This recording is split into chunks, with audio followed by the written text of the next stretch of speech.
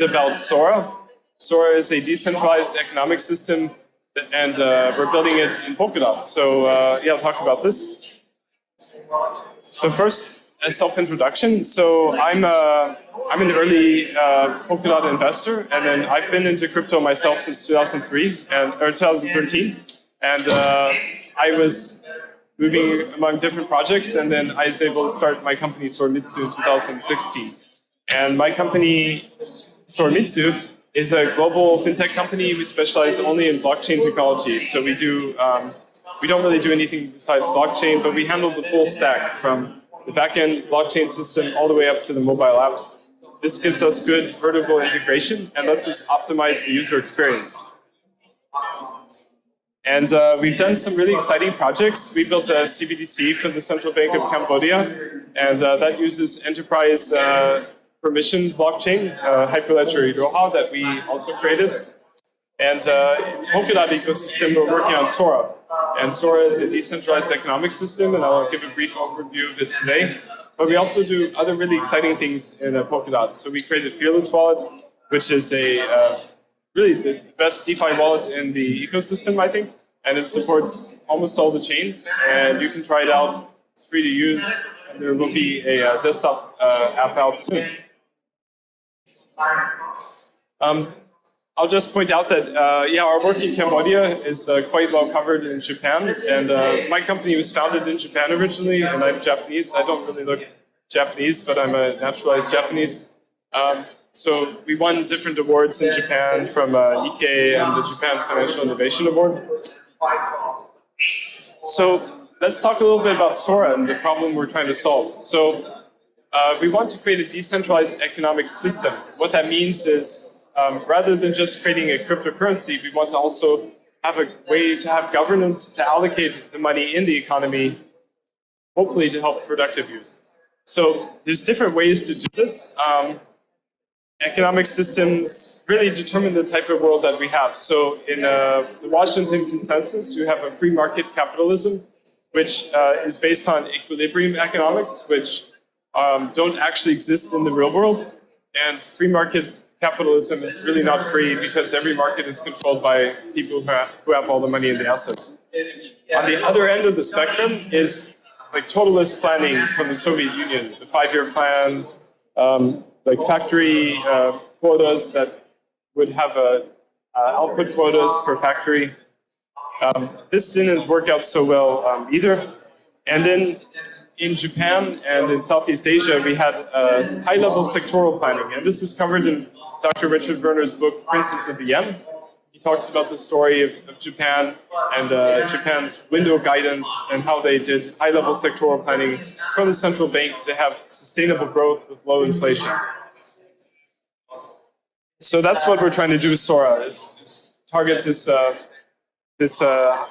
of middle road between free market capitalism and totalist planning by having like a DAO manage the distribution of money. So as you might have noticed, the world is currently in chaos, and we're at an important point where the world is changing from the old system into a new system, and we don't yet know what this new system is going to be like. So we have to create it.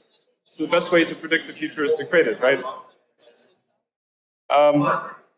What's interesting to also look at as trends in the changes of the dominant currency over time. We even had, in the past, the Portuguese real was the dominant currency for about 100 years. And now, of course, it's the US dollar. But many people think that a new currency is going to take over as the world's dominant currency. There's other competing standards. So, you know, BRICS nations have been talking about creating a commodity-based currency. There's the Zhongguo Yuan in China. Even some countries have been adopting Bitcoin as a legal tender currency.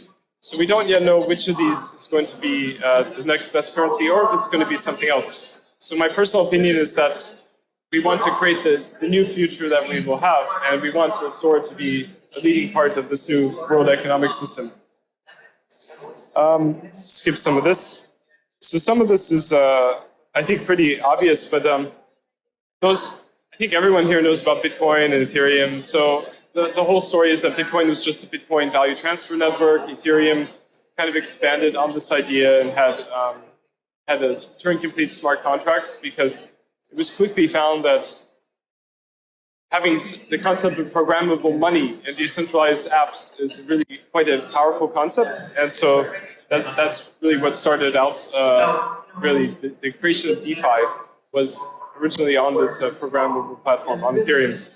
And then the original Ethereum DeFi really was quite centralized. So you might remember Ether Delta.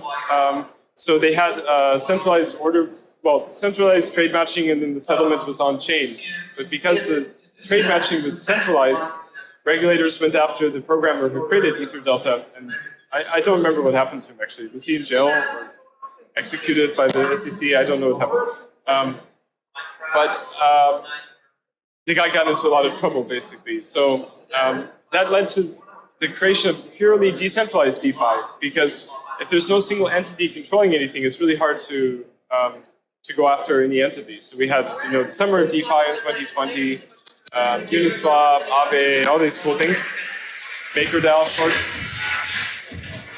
And what we're trying to do next is actually go beyond just having DeFi apps and create a coherent economic system. So that's really what we're doing with SORA.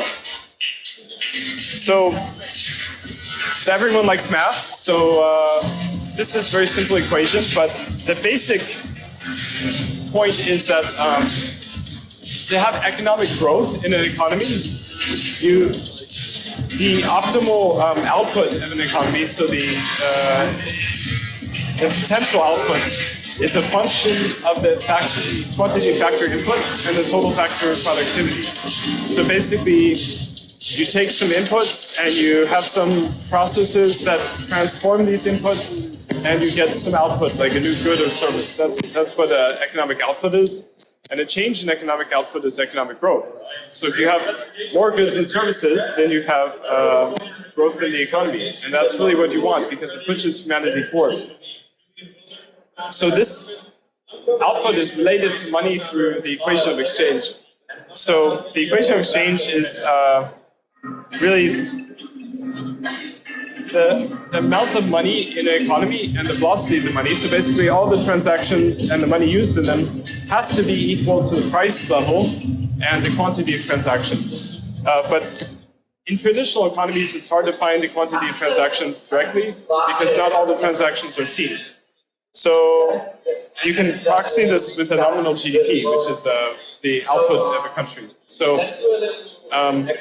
what that gives you is this equation, MV equals PY. And that's important because you can then disaggregate this into the type of money used in the economy. And this is based on Richard Werner's research. So the general quantity theory of money and credit, also known as the disaggregated theory of quantity theory of disaggregated credit.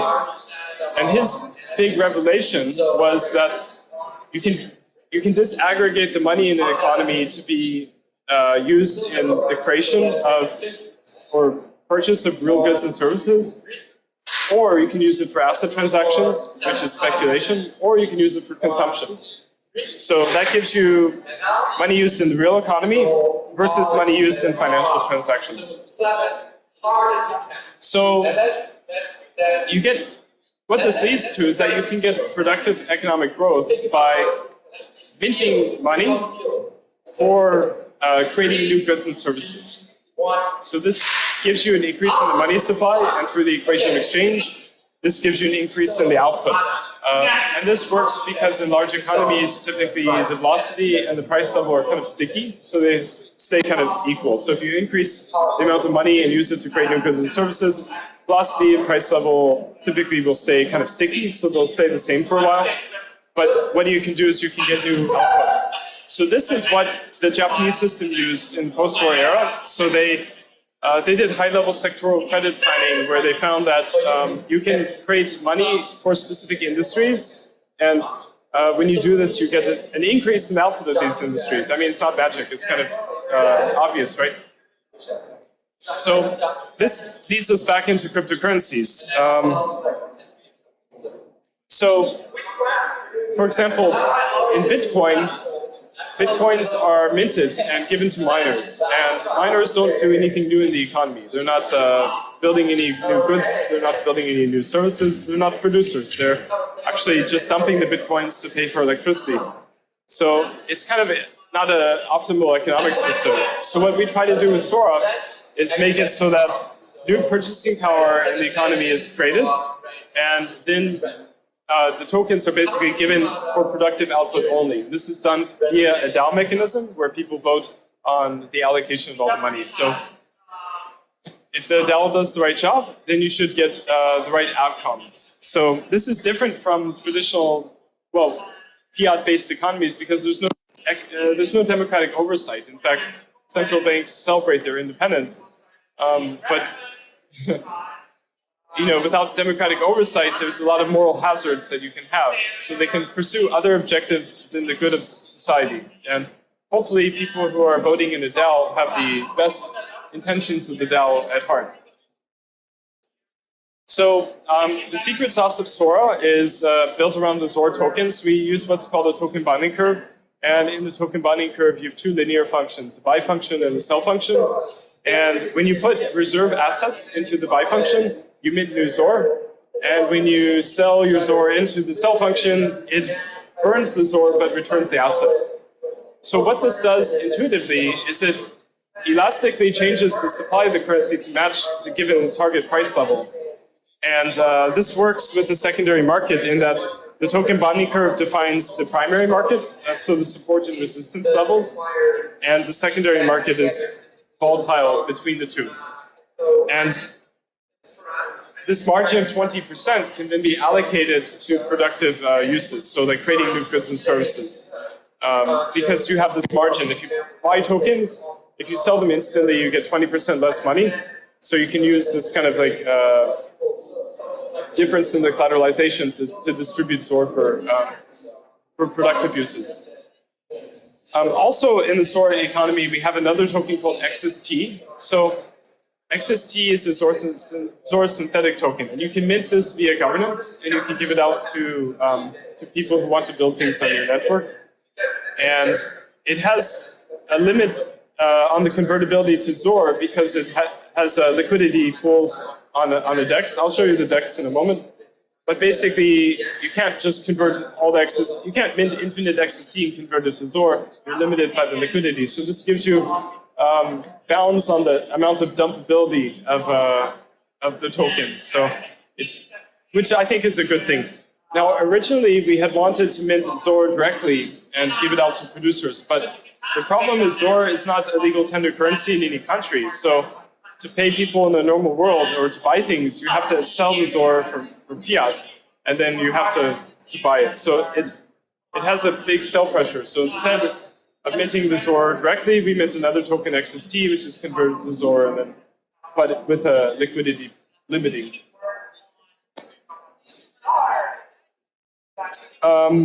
So yeah, that's the basic idea. So there's a lot of nuances, but I think there's not enough time to go into all of it.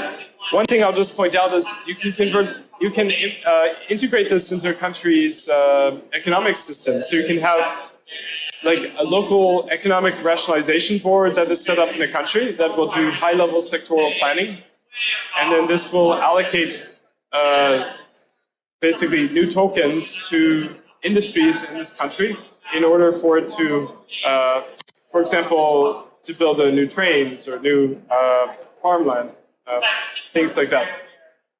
So that to me is really interesting because the world is at a period of big change. And if we can make ZOR at the forefront and think about how we can integrate this into traditional economies, then this can actually make a big impact on many developing countries that currently don't have strong currencies or economic policy. But we're not waiting for countries to use ZOR to make it useful. We're already doing some cool things. So I'm going to show you some of these now. So we have Polkaswap. So Polkaswap is a DEX, and the goal is to link all the different parachains together through the SORA network, and people can swap all the substrate shitcoins and all the tokens in one place. So we're getting close to realizing this vision. It's taking a long time, but we're getting close. Polkaswap launched last year, and you can swap tokens. Let's see. I'm going to swap some XSTUSD for ZOR. So I've got XSTUSD is a stable coin. So I can swap this and hit confirm.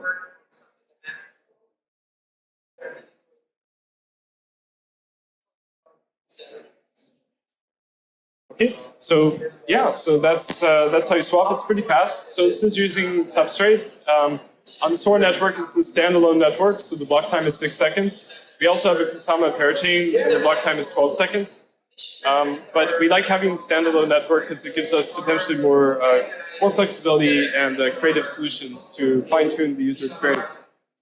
On top of Polkaswap, some other teams have built some really cool things. Like there's a farming platform called Demeter Farm.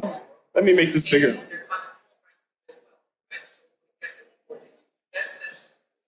So maybe I'll switch to this one.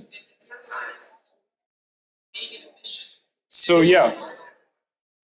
Okay, cool. So this is a Demeter Farm. So you can take your LP on Polkaswap and farm it, just like traditional yield farming. But this is really cool because you keep custody of your tokens. They only take a deposit fee when you deposit the liquidity. And then that liquidity is pushed into their token, which is called DAO. But the APR is really quite good. Not investment advice, but I mean, some of it's like 370% and stuff. And it's been pretty, I would say it's been pretty good since May. It's been pretty consistent even through the dark times the market has been through. But yeah, do your own research, not investment advice. But this is a cool farming platform that a team made. It shows also the power of parity substrate because teams can take, they can deploy pallets on the network that really do really advanced things. So with Demeter Farm, you can claim rewards every 1.5 hours, and yeah, it's really quite a cool system. Besides that, we're also working on an amazing initiative. Oh, before I talk about this initiative, there's also a digital wine, or Fidgetal wine, called Noir, and it's a sparkling wine in California that was, they released 777 tokens on Polkaswap, and so it's kind of like Unisocks if you're familiar with Unisocks. So every token you buy, the price goes up, and if you sell, it goes down, like on this XYK curve. And the wine's pretty good. It's all organic Ganache grapes. It's a sparkling rosé, hand-picked grapes under the full moon for bioavailability. And yeah, it's pretty cool. It's a little bit expensive because there's not much left. So they sold more than 500 bottles already. So, but if you get really drunk, you could buy a bottle maybe. Besides that, we're working on a really cool initiative called SORA Card. And I can show you some mock-ups here. So SORA Card is going to be a credit card that's linked to your self-custodial wallet. So this is going to launch really soon. And I think in 2 weeks, right, will be 3 weeks maybe. Yeah, we'll see. We're going to start onboarding. You can do the KYC and onboard. And then next month they should ship, right? Excuse me. Christmas they should ship. Great. So it's going to be kind of like this Revolut style interface. So we're building this into the SORA wallet right now. And this will also be in Fearless Wallet in the future. And you'll be able to get an IBAN in the EU. It's a euro-based MasterCard, and then you can take your crypto as a debit card. So you can top up your account using any token that is listed on Polkaswap, and then then you just are good to go. And if you want to buy some crypto, you can send money to your IBAN and then swap it into ZOR. Once you have the ZOR, it's self-custodied, so you can manage it all yourself. And this will also be put into the website as well. So it's going to be really cool mixing like TradFi and DeFi like worlds together in one place. And there's this nice article that was written that has a comparison to the other like major cards like the Binance card, Crypto.com, I've never heard of Crypterium. And then Revolut. And some of the cool things are, well, of course, it's a self-custodied crypto wallet. So if you use crypto.com or Revolut, they have your crypto. So you don't have access to it unless you take it out, I guess. And then also the limits are pretty good. So you get a daily cash withdrawal of 5,000 euros per day, 25,000 euros per day spending limit, and top-up limit from a bank would be 25,000 euros a day too. And in the future, I think you can have unlimited for the top tier. So there'll be different tiers. So you'll be able to basically have a black card, except it'll be red. So it should be pretty cool. So that's being worked on, and yeah, we're happy to answer any questions. So this is a very brief overview of what we've been doing in the ecosystem. So maybe there's time to take 2 or 3 questions. I brought stickers, so if you ask a question, you get a sticker. So I got 3 stickers, so 3 questions. Otherwise, I'll just take the stickers. Okay, yeah.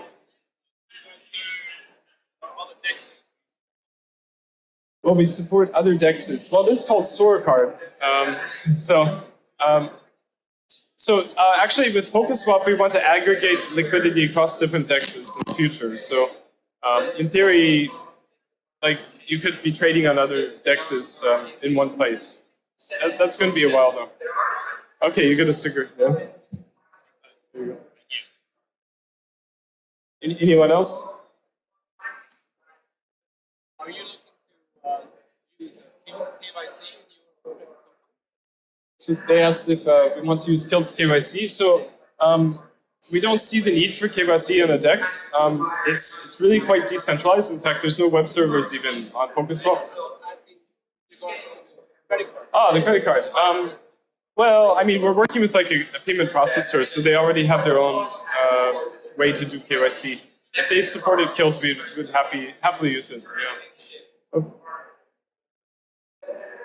Anyone else? Okay.